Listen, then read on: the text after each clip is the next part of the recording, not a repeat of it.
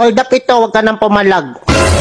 Ako? Oo, dalawa lang naman tayo dito eh, bobo. Mamili ka, pera o buhay mo. Wala bang ibang choices yan? Ano to, exam, multiple choices?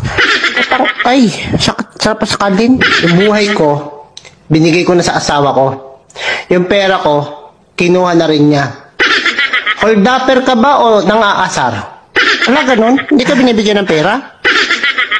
Nang-aasar ka yata eh. Oh, sorry na. Hindi ko naman alam eh. Pagod ako. Galing ako overtime oh. Pag sahod ko, wala naman ako nakukuha. Tapos, wala ganun. Kahit pamasahe. Ha? Pag mag-hold up ka, huwag ka na bang asar? Grabe naman affected mo. Saka ako hold up it mo, yung walang asawa, walang pamilya, ganun. Ano yun? Tatanungin ko muna kung may asawa o wala. May issue yan. O ito. May iyak ka na eh. Pag hold up na, walang asaran. Hindi ko naman alam eh. Ang iinis ka eh. Sige, sa susunod tatanungin ko kasi. Nabubuli ka pa eh. Nag-hold up ka na, nabubuli ka pa. Hindi ko nga sadya, hindi ko alam. Dalawang kaso yan. Wala, ganun ba yun? Bullying and hold upping.